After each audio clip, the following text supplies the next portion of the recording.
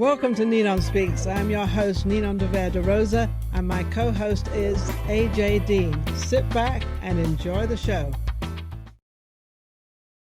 Hey, welcome to Ninon Speaks, and I can see we got Vicki here. We got Vicki, Lynn. My goodness, great! Hey, Jake, how you doing? How are you? I'm good, Ninon, and I got to tell you, you look fabulous. I'm feeling great. Well, I had to dress myself up because of you. But hang in one second. Forget about it. I applaud you. Forget about it. Okay. Forget about it. Anyway, we've got some incredible guests, but as you all know, I do not introduce the guests. AJ, my co-host, introduces all the guests. AJ, how are you? Hey, you got bangs. You're looking pretty cool there. You got a new hairstyle, my dear. This is my natural hair, and I'm going to wear bangs. Why not? Bangs are it. I want to welcome you. Hello, Ninon. Hello, everyone, and we have a fabulous show today. I want to give a shout out first to Ashley Gambino for wonderful tech support. Thank you, Ashley. And well, Ashley, isn't that Gambino's daughter? Yes. That's my little princess. That's my little princess. Little princess. Everybody has a princess. It's amazing. And she is beautiful. So I want to say a warm welcome to Sapphira in London, England. Our burlesque star. She is also the book author of Burlesque. And it's a wonderful book. Please get your copy. You can get it on Amazon.com. And she's from London. She is an amazing, amazing burlesque star. And then we also have little J Gambino and tribute artist Bette Midler, also known as Vicki Lynn. And they're going to sing a wonderful song called COVID Crazy off of his new CD. Very exciting. Welcome, everybody. This sounds all exciting. Hey, Lynn, you're all looking amazing. I have to say that. You know something? You talk about Bette Midler. Good Lord alive. You really, I mean, there's a lot of people that look like a lot of people, but you really look like Bette Midler. That's amazing. It's amazing. Can't help it. Go ahead. I can't help it. Well, no, you obviously can't. This is what you are. I mean, what you are. You're looking fabulous. You're looking pretty cool there. How's life treating you? How's life treating you?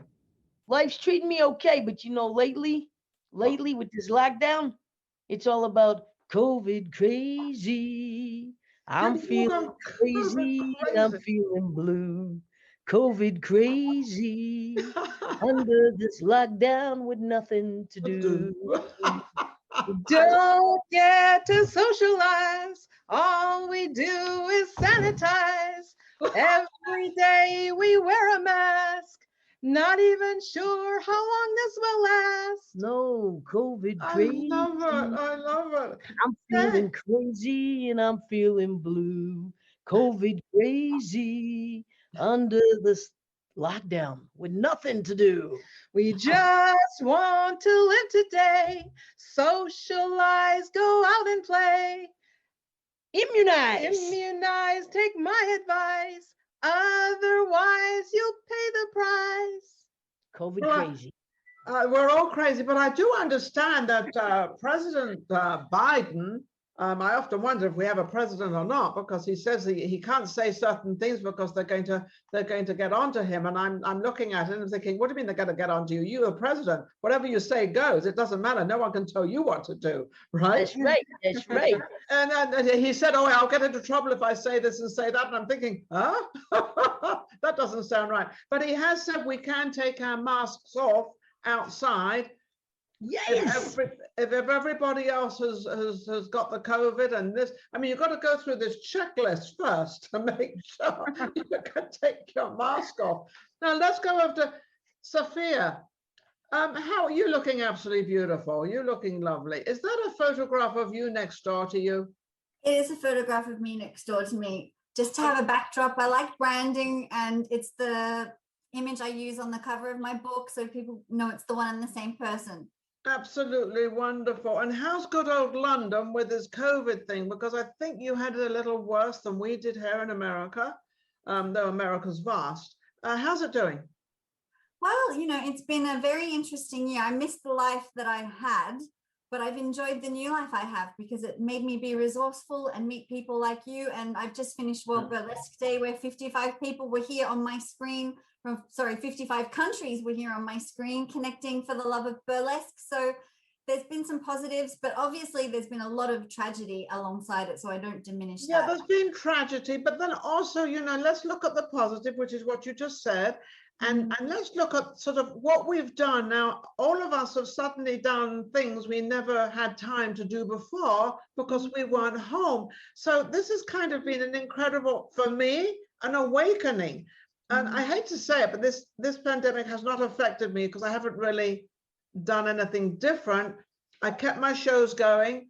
AJ and I have kept everything going with this show. We have the other show, Vegas Live with Ninon, that went back up in last June, so that hasn't stopped. So unlike all of you, we've created something a little different, but it's sure opened our minds up, hasn't it, Gambino?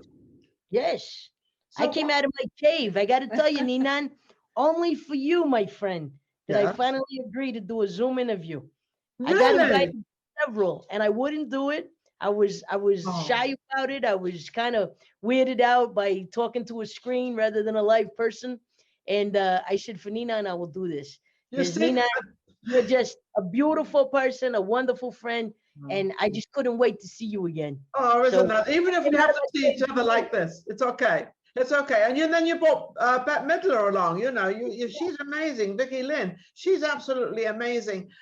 So what have you gained out of this, Bette Lynn and Gambino? What have you both gained out of this last year and sort of 3 months?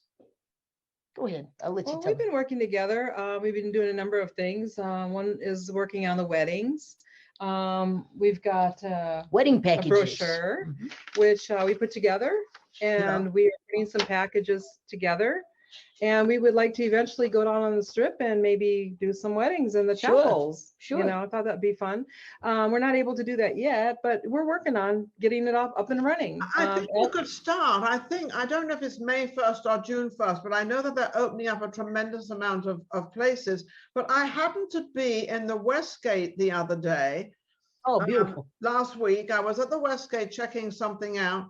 And I ended up in a wedding room. I don't know how I ended up in this place, but they were having a wedding, this great big wedding.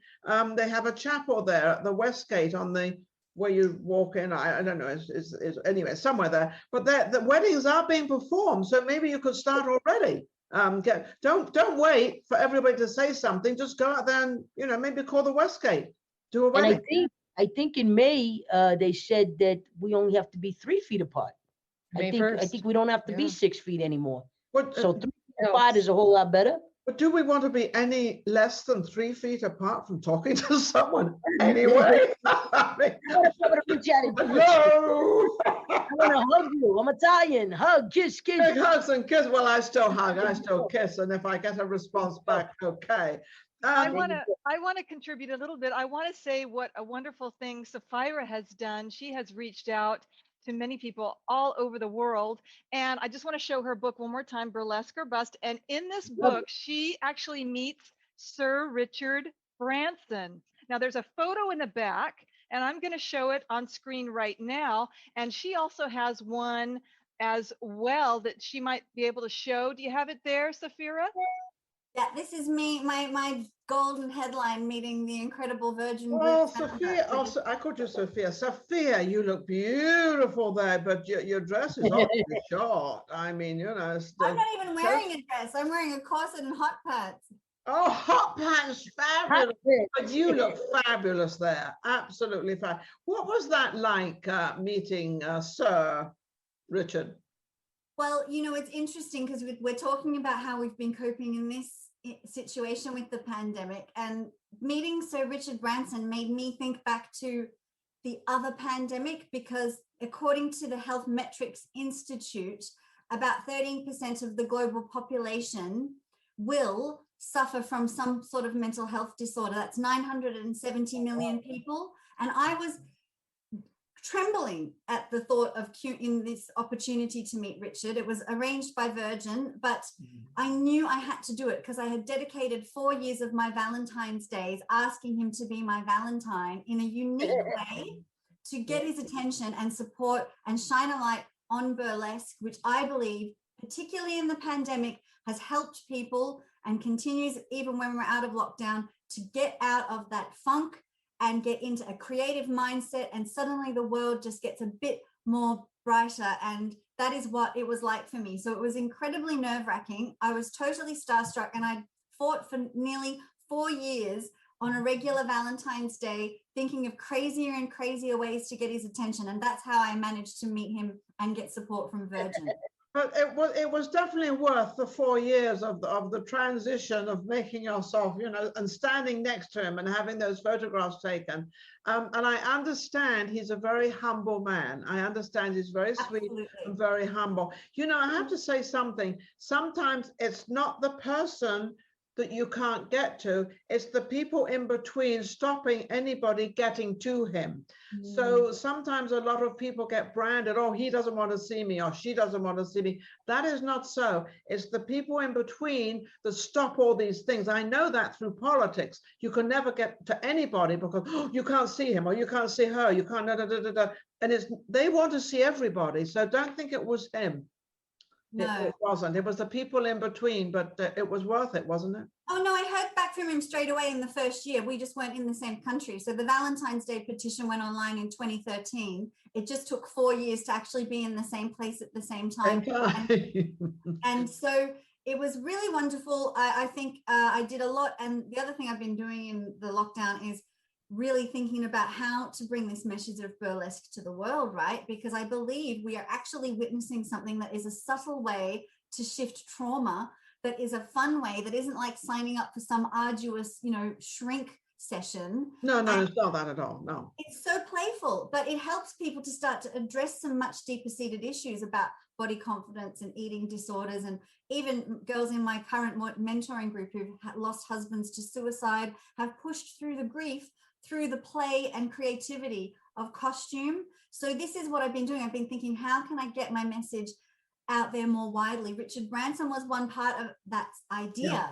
His affiliation and support in that photo would open doors, and it has. Absolutely. Now I'm using the press. Why do we have a lot of publicity over things that have nothing to do with COVID, or we have it to do with COVID, but we don't hear all about the depression, the suicides, and that? We don't hear that side of it. Exactly. Why do we not hear that side of it? I mean, there's thousands of people that have died or committed suicide. We know quite a few people, obviously, that have passed away because of COVID. But there's people that have done certain things that haven't even got COVID that have committed suicide or passed. Why don't we hear about those people? I don't know. It's a very strange thing that, you know, the media, and I think they are deliberately, you know, giving certain information focus and not the other. And possibly there's a reason for that. Who knows? We can only guess. The truth is, though, it's having a huge secondary impact on mental health, because stability, households, incomes, domestic violence is on the rise because people are frustrated and feeling. Well, they've got no money, right, Gambino? What do you think, Gambino? I mean, this has been definitely a problem with all the people that have. I went through changes, Ninon. Every single thing in my life, the way life was, became completely opposite.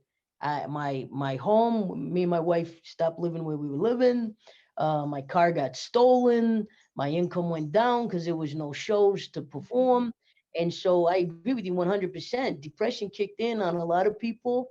And I personally think a lot of why they don't talk about it too much is because what do we do as Americans?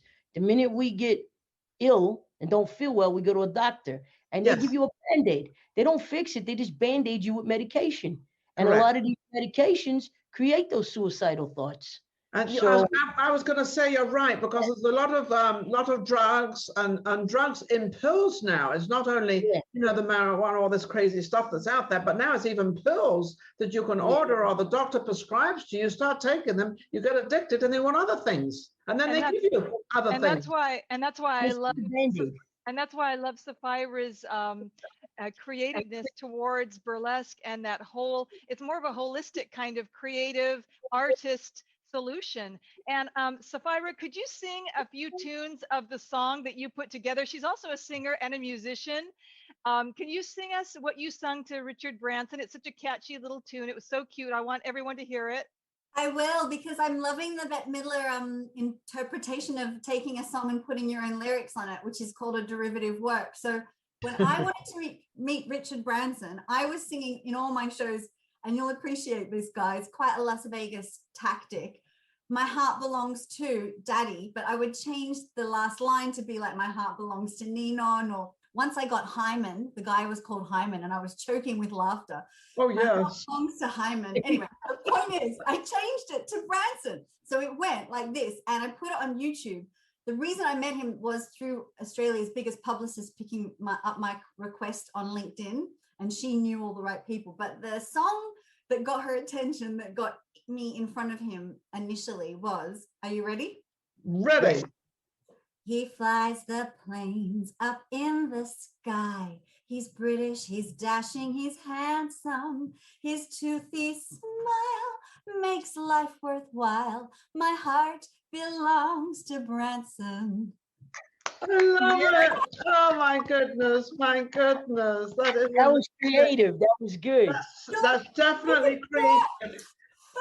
What made you write your book, Burlesque Bust? What, this is a different title to a book, and I just love it. Burlesque Bust. Well, it's burlesque or bust. You know, like you say, you know, Tennessee or bust, or, you know, how it was like, it's kind of a, I don't know where that came from. Is that from hitchhiking?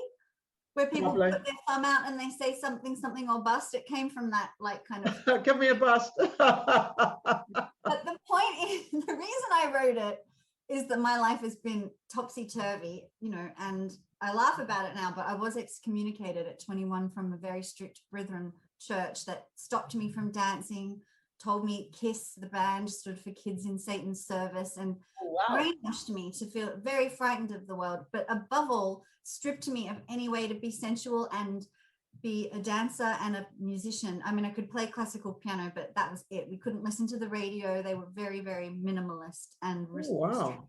Oh, this is a British family? They are an Australian family. Oh, Australian. Okay. Highly influenced by this Brethren church. And, you know, that was like very upsetting. I was still in my family. My family didn't excommunicate me, but the church did when they found out I'd had sex, right? Ooh, oh my goodness, how different. Well, burlesque was this evolution, because I left Australia after being sectioned and finally getting well enough, quite brave, and came to London and discovered an alter ego and put the eyelashes on and the makeup and the sparkles, and then just went, wow, this is making me like myself, and I'm not getting struck by lightning by God for being sensual. In fact, everyone's clapping and they want to see my boobs. So there's nothing wrong with it, right? I love it. That's what the story was about. And the opportunity came about through working at Macmillan in a corporate sales job, and my line manager moving to be at a mental health publisher. And he said to me, I know you've been fundraising for mental health. Would you like to write your story? And I submitted a chapter I'd written, and it was through, you know, links in the publishing world that it just came into being. So it was a hard book to write. You know, when you've had upsetting things, going and writing them and remembering them is the last thing you want to do. I agree. But thank you for the acknowledgement. And you know what, 2 years on, it's had so many great responses. I think people have really connected with it, and I feel glad I was that vulnerable. But that is the most naked I've ever felt. I think it's because you've opened up the world. That burlesque is a good word, not a bad word. And most of it was always, as a sort of years back, it was like a dirty word, you know, burlesque, this.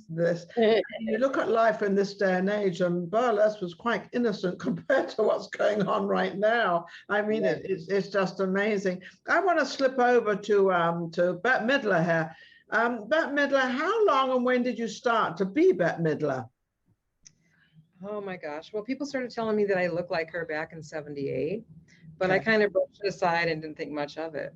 Then I moved to Las Vegas in about 92, 93, and I started hearing more people say, hey, you know who you look like? I'm like, no. So yeah, it just kept happening more and more frequently. So it wasn't until actually 2014 when I finally decided, you know what, I think I might want to be a tribute artist. That Yeah. sounds amazing. When you start singing out there, you know, Bette Midler had a lot of songs out there, and she was just amazing because with her songs, she kind of had the laughter with them, and she had the comedy with them. But then she also had her serious songs. What do you feel that you really do adapt to her? What songs would those be? You know, I like all of her songs, and I've got so many tracks on most all of them. And I'm pretty versatile. I have taken quite a few voice lessons because, like I said, you know, starting out to be her doesn't mean, you know, you got to really know what you're doing. What you're doing? Yeah, you're putting your name on the line. Like her. Yeah, you have to play the part. So it's taken some time.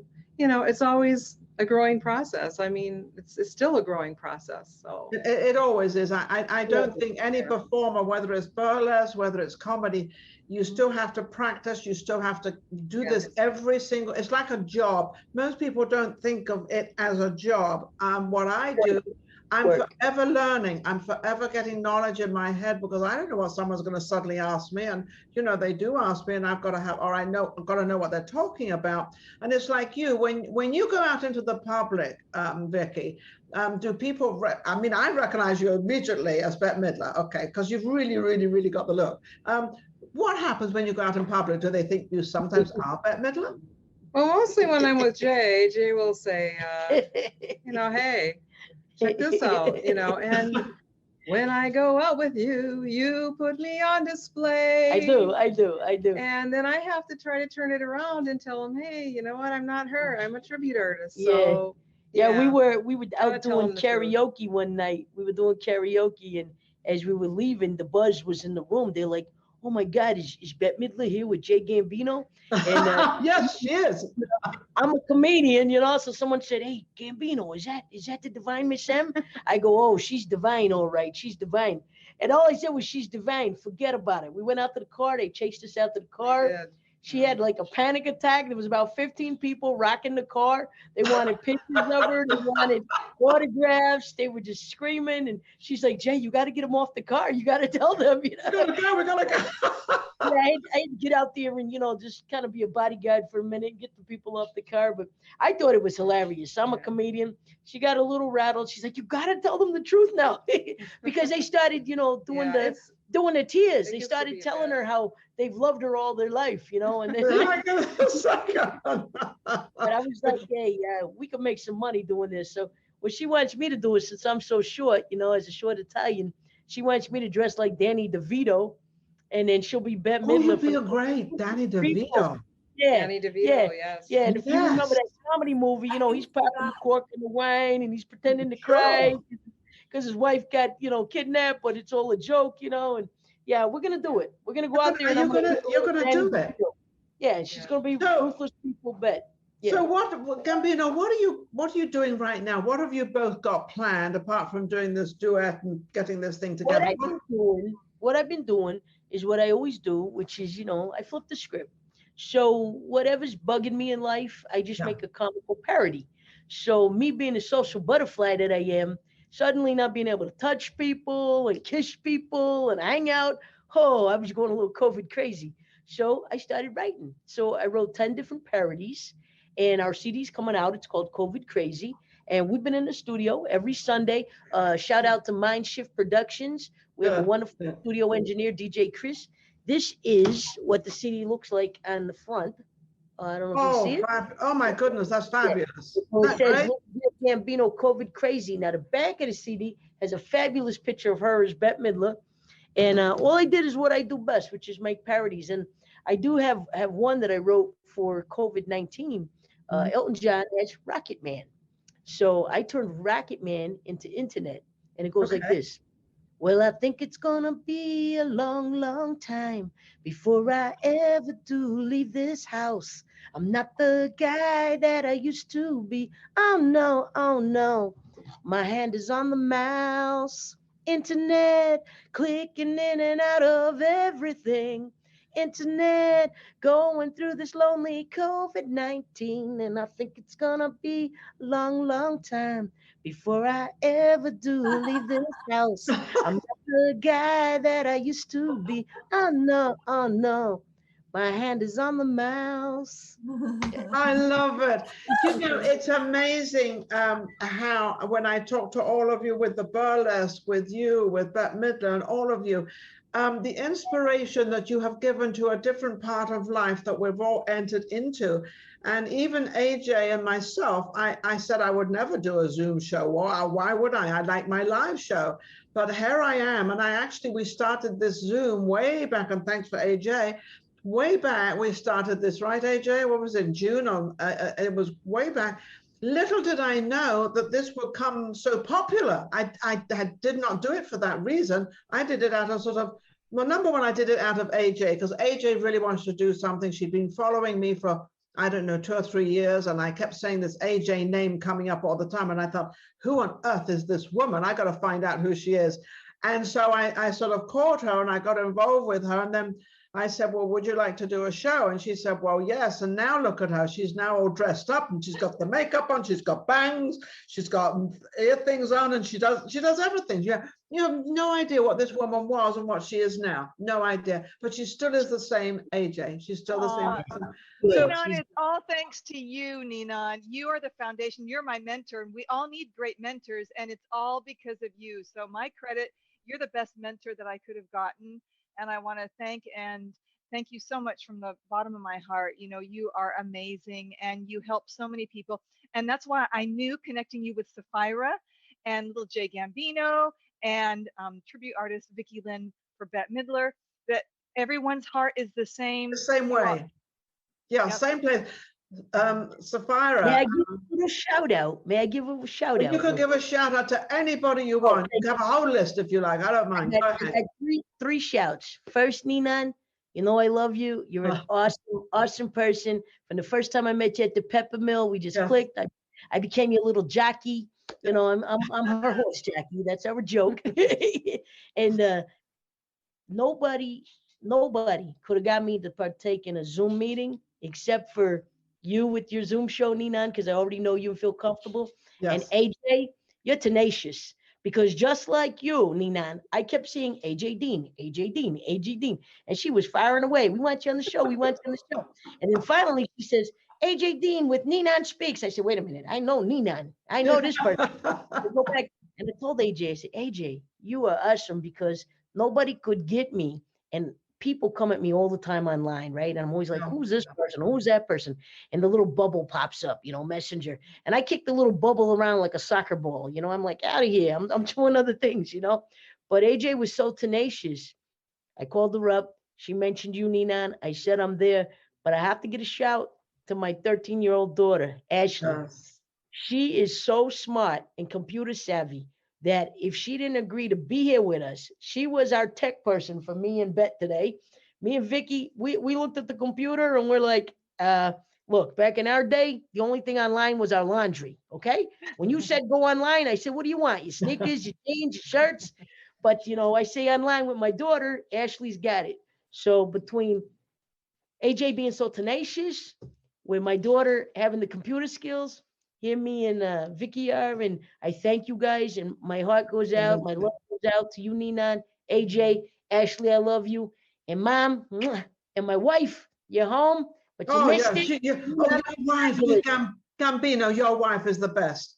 Gambino has the best wife. She is, I love her, I love her, I love her. I'll let her know, tell her, I love her. I'm sure she's watching anyway, or she will be watching. She will love you for that. She will love you, because you know, the one thing about this show is that I'm able to get people out there that are not getting out there. You're one of them, and also Bette Midler, you're one of them, Vicki Lynn. But you're all out there, and also at burlesque, getting this all out there and getting people to notice that we're still there. We're still performing. Once you're an entertainer, you're an entertainer. You don't stop. You find another way to do it.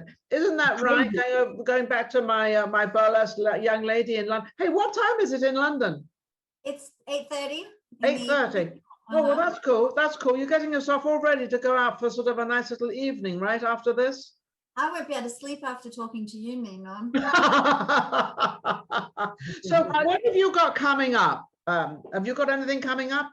Me? Yes. Well, dreaming about you, and after that, I am mentoring the burlesque industry, because Sure. as you said, it's been considered a dirty word, but Yes. actually, as we've said, mental health, people are being given a band-aid and they're Yes. not addressing the root issues. Taking your clothes off is a great way to actually address a lot of root issues, believe it or not. And burlesque is a kind of gateway into this deeper world where you start to get more confident and suddenly the shirt comes off. So I want people to realize it's a wonderful tool. I'm mentoring performers about how to get in the press and reposition burlesque, right? So that's what's coming up. I will be having people right here on Zoom with me. And this amazing article is in like a 2-country magazine about burlesque healing. And I want people to realize this is a healing art form. I'm hoping we can get the kind of accolade and change that we see drag has now, where it's just so accepted. But 10 years ago, it was a bit dirty and perverse, where I feel burlesque has got a bit of that stigma. I'm trying to really break that open. And by telling people some of my tips about press skills and bringing them here onto Zoom with me for training, I'm managing to get spectacular results with people. So it helps to reposition burlesque media. I think the media. It's funny. You made a remark and you said that people take their clothes off. Do you know that people take their clothes off at least once or twice a day? At least twice a day, because you take your nightgown off, your pajamas off, and you take it off. Now, I think what you need to do is we could make this very, very exciting. And if I can be of any help with any of your shows, myself and AJ, if we can be of any help to any of your shows, you want us to come on, whatever you want us to do, we'll do it for you. But I think you should express to people that they take their clothes off every single night, unless they go to bed dressed in their daily clothes. So why don't they make taking that, there's just an idea. Why don't they make taking their clothes off at night more of a sexy thing? They're like, you know, da da da da da da da da. I mean, why don't we do it every night? Why don't we make it exciting, just to take away the boredom and the transition of staying home? You know, it's like walking into your bedroom, like you're walking on stage. I actually do that, so I'm not an example. For me, having a shower is a great way to try different sneaky peeks with the towel, or try like a different leg across the door. Like, I'm constantly getting ideas.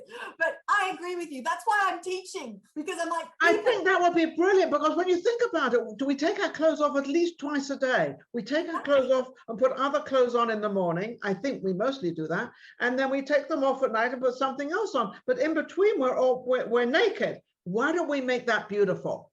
Yes, we do. And then actually the costumes and doing it on stage really helps people with a sort of sense of self-acceptance. Yeah, I love. And it's the subtlety of it, but you think you're coming to dance class and suddenly it turns your whole life around. Yeah, make the fun of it. Make life fun again. Make life exciting. I can remember life being so exciting and such a lot of fun, and now it's becoming drag, you know? And thank you, Ninon. And speaking of fun, I just want to let you know that Sapphira also has online classes, and I'm going to take one coming up. All right, Sapphira. All right. That sounds amazing. Tell us a little bit about that. Sapphira, let us know a little bit about you right now. We don't have much time left. How can people reach you and get all this incredible sexual thing out of their minds and onto the screen? It's not that sexual, it's quite playful and generally clothed. You can find me most easily under World Burlesque Day. That is my big global plan, and it's the easy thing to remember. So just look for World Burlesque Day and you'll find me. Fabulous. What about you, Gambino and Vicki Lynn? What about what have you got coming up, and how can people find you? Oh, okay. Well, we've got the new CD coming out, COVID Crazy, with 10 new parodies all about the COVID. Of course, you can always find me online. Just put Little J Gambino, bada boom, bada bing. I pop up everywhere. But I do got to tell you one thing. She makes getting undressed sexy and invigorating. Not all of us look good loosening up our buttons, you see? When I loosen up my buttons, all of a sudden it's like, I love onion rolls. Put another loaf in the oven, baby. I love onion rolls. Come and use my oven and bake for me. And then I look in the mirror and I go, ow! Yeah. So I agree with that, because my body's changed as well. When I was younger, it was quite nice. And now it's like, you know, I got a little lump hair and a little roll hair. Where did this come from? A little piece of fat, which shouldn't even be there, but I it's have a arrived. solution. I've got a solution for you. You can keep your clothes on and you can just move, you know, and accentuate the, you know, your hat and that kind of thing. What do you think There about you go. that? Leave your hat on, baby. Well, that kind of reminds me of that song. You remember that song? Who was it by? It was in the early 80s. We don't have to take our clothes off to have a good time. There you go. No, we can dance and party all night and drink a cherry Sprite. So Something that's happening this day and age in 2021. I think they've missed all that. It's gone. but Sapphira, you got to come to Vegas. Vegas is the really place want to take your to. clothes Yeah, off. come on, Sapphira. You gotta come to Come on Vegas. over. And if you come to Vegas, I could get you a spotlight at the Sapphire. Have you heard of the Sapphire?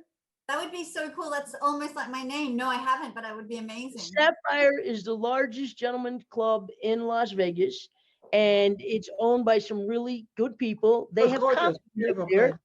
They have comedy night once a week. So I used to perform there. I was a comedian in the Sapphire Comedy Hour. They do like burlesque. If you come, I'm serious. I could get you featured at the Sapphire. Fine, let's get this working. Let's get this working. I'll open for you. I'll do a little comedy. You go out there and knock them dead. Get your, you know, Connections. doing what you do Vicki. best. Yeah. Right, But Vicki, Vegas- Lynn, I love your singing and I love Bet's idea. And you know, Bette Midler came from burlesque and cabaret. I think that was her roots. And she's in Gypsy, the Yes, music movie yes. as well. Yeah. So a lot of synergy. there you go. Yeah. Vicki, Lynn, how can we reach you and what have you got coming up? Actually, if you want to go through Jay, that's probably the best way right now to, since you're pretty much. She's so Jay's humble. managing- Oh, she's come so on. humble. You've got to have some place to go to. Do you have a Facebook or website? There is a phone number. There's a business phone number. It's 702-542-6700. Okay, wonderful. We've got to make sure we get all of you in. Go ahead. And you know what we could do, Sapphira? I'm envisioning. You come out here. I hook you up at the Sapphire. I do a little comedy. You do your burlesque. And then she comes out and sings that big spender. Hey, big. Oh, yeah. Linda. Oh, I Oh, was boy. at the same time. Give And us a I'm little. dancing at the same time with the singing. Time with me. There you go. You see what happens? Spender, All right. one of my shows. Do it. Do it. Gambino, Vicki, and all of it.